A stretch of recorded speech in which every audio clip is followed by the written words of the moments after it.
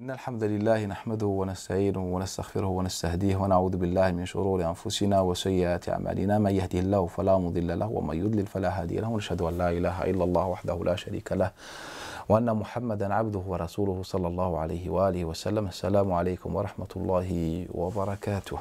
Toujours avec l'explication des raisons et des motifs qui nous ont poussés à aborder le thème des invocations et le livre La citadelle du musulman. Ce que vous devez savoir, c'est que certaines invocations nous influencent même psychologiquement, parfois même intellectuellement.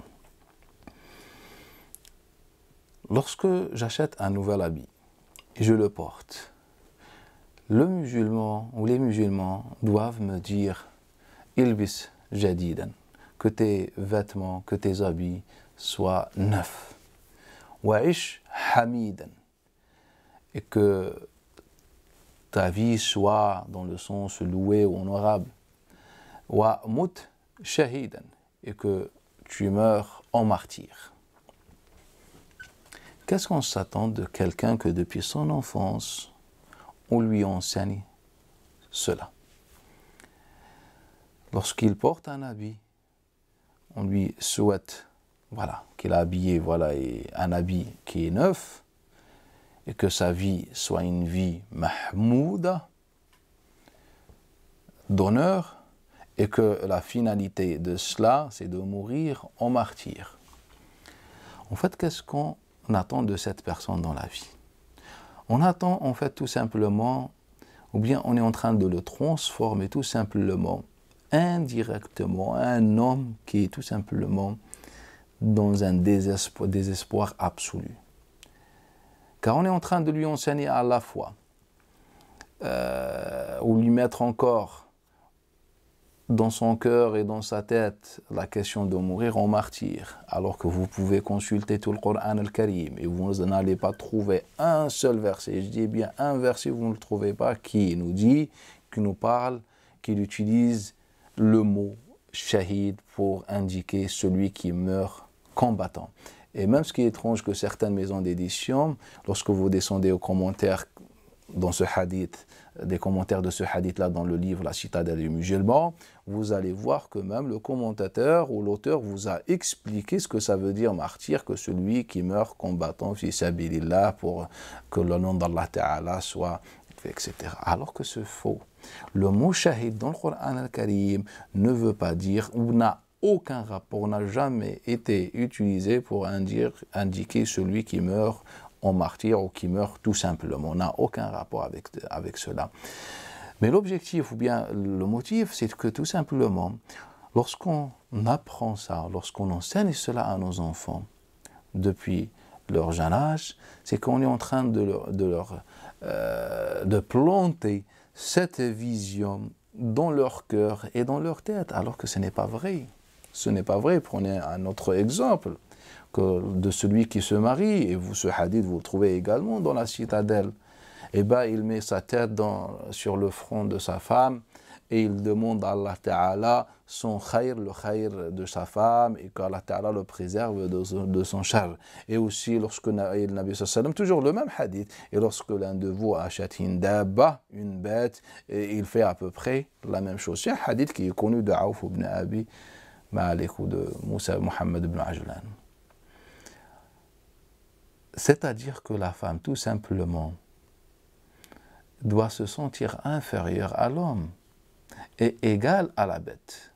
Car lorsque l'homme achète, si vous voulez, se marier avec une femme, elle s'assoit et il met sa main sur sa tête et il demande « Oh Allah Ta'ala » que le mal qui peut provenir de cette femme, qu'Allah Ta'ala l'éloigne de moi, etc. Et quand je vais acheter aussi au marché, je vais acheter une bête, je dois faire à peu près la même chose.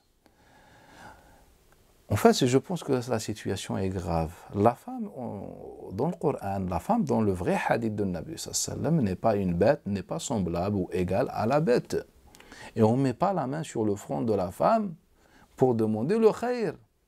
Sinon, pourquoi la femme ne fait pas la même chose à son mari. Elle met la main sur le front. Les savants ont tranché sur la question. Ils ont dit c'est impossible, c'est haram, c'est pas bon, ça se fait pas. La femme n'a pas le droit de mettre sa main sur le front de son mari et elle fait la même invocation. Non, c'est l'homme qui doit faire ça. C'est-à-dire, on est en train d'enseigner aux hommes la supériorité et aux femmes, et bien tout simplement qu'elles doivent rester inférieures et doivent toujours garder ce niveau d'infériorité.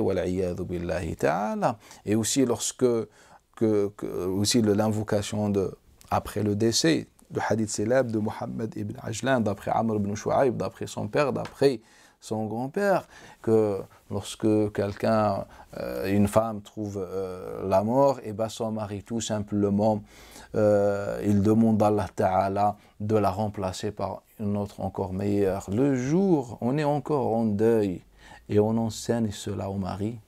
C'est-à-dire que tout simplement ce mari qui aime ou qui aimait sa femme, en fait on ne le respecte pas en lui enseignant cette invocation. Imaginez, moi j'aime ma femme, le jour de sa mort, il vient monsieur l'imam ou monsieur un ami musulman, il me dit, mais écoute, je connais un hadith de Nabi sallallahu alayhi wa sallam, tu dois demander, et c'est une invocation, c'est une sunna prophétique. Et bien je t'écoute, quelle est cette sunna prophétique? Et bien demande à ton Seigneur de la remplacer. Mais écoute, je l'aime. Là déjà, si quelqu'un me dit ça, et moi, en tant qu'un homme qui aime sa femme, eh bien pour moi c'est une insulte. Je pense que c'est une insulte. Mais tellement, beaucoup de musulmans malheureusement ont vécu depuis toujours, ils se sont habitués à ce genre de texte et qu'ils n'ont plus aujourd'hui de cœur. Au contraire, je viens le jour de ma femme meurt maintenant, et bien ya Allah Ta'ala remplace-la par une autre meilleure, beaucoup plus belle, beaucoup plus jeune, beaucoup plus je ne sais pas quoi. On est en train d'assassiner les cœurs des gens. Et encore, pourquoi on n'a pas dit que c'est possible pour la femme? Eh bien le hadith, il est sur l'homme. Et les savants se sont prononcés. Et nous ont dit non, c'est haram. Si l'homme meurt, la femme n'a pas le droit le jour de la mort de son mari de dire oh Allah Ta'ala remplace-le par encore quelqu'un beaucoup plus beau, beaucoup plus riche, beaucoup plus je ne sais pas, qu'il me plaît beaucoup plus. On a dit non, ça c'est haram pour la femme, mais c'est halal pour l'homme.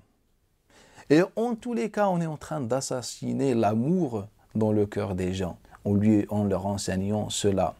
Nabi sallallahu alayhi wa sallam ne l'a jamais dit. Donc notre quatrième motif, c'est que tout simplement, beaucoup d'invocations nous égarent, beaucoup d'invocations nous mettent dans les têtes et dans les cœurs des fausses idées, des idées que Nabi sallallahu alayhi wa sallam n'a pas laissées comme héritage à sa ummah. Moi, le fait que quel est le rapport entre porter un habit et de mourir en martyr? Ça n'a aucun sens. Ça n'a aucun sens. Si on prend le Coran al-Karim, on voit comment, regardez le hadith de Abi Umama ibn Sahl ibn Hunayf, d'après Abdullah ibn Abbas, d'après Omar ibn Khattab. Qu'est-ce qu'il a dit? Il a dit, avant, on ne donnait aucune considération aux femmes. فَلَمَّا جَاءَ الْإِسْلَامُ وَأَنزَلَهُنَّ. Et lorsque l'islam est venu, il leur a donné la valeur ou la place qu'il leur a donnée. وَأَعْطَاهُنَّ حُقُوقًا. Il leur a donné également, c'est ce que dit Omar ibn Khattab, mot par mot, il leur a donné également des droits. Regardez comment il parle, Omar ibn Khattab. C'est que l'islam a fait sortir les femmes des ténèbres. Et nous, avec nos hadiths que nous avons inventés et attribués au prophète sallallahu mensongèrement, on est en train de faire le contraire. Non, quand tu vas au marché acheter une bête ou que quand tu te maries, c'est pareil. Eh ben, mets ta main sur le front et tu demandes le khayr, le bienfait de cette bête ou de cette femme. Qu'est-ce que cela veut dire? Le jour de la mort de ton épouse, eh ben, demande à ton Seigneur et on te dit, demande à ton Seigneur de te la remplacer. Qu'est-ce que cela veut dire? Ça n'a aucun sens. Ça n'a aucun sens. Moi, je trouve légitime pour qu'un homme rejette ce hadith-là et il le jette même à la poubelle s'il le veut, car ce n'est pas un hadith de Nabi sallallahu alayhi wa sallam. Comment on ne respecte pas les gens en deuil? Il est dans son deuil et toi tu lui dis, eh ben ne t'inquiète pas, demande à Allah Ta'ala, c'était comme une bête, demande à Allah Ta'ala de te la remplacer. En fait, les invocations aussi ont une dimension très grave dans notre culture, dans nos convictions, dans nos idées reçues sur l'islam. Ils ont beaucoup falsifié notre, les hadiths de Nabi, ça bien notre vision sur le prophète sallallahu alayhi wa alihi wa sallam. Inch'Allah ta'ala, à chaque fois on aborde une question, on essaie aussi d'expliquer pourquoi ou bien les différentes dimensions de chaque invocation, etc., tout en faisant des comparaisons avec la solution coranique. Qu'est-ce que le Coran al-Karim nous a enseigné à faire ou à dire parfois dans certaines situations, bien dans nos journées, etc. Comment ça a été la journée de Nabi sallallahu alayhi wa sallam, ou les invocations. Est-ce que Nabi sallallahu alayhi wa sallam était conditionné, automatisé, ou là il a automatisé les compagnons que quand vous vous levez, vous devez faire tel dhikr, etc. Je peux vous assurer que tout cela n'a pas existé à l'époque du prophète sallallahu alayhi wa sallam, et tout cela on va l'aborder avec ses preuves.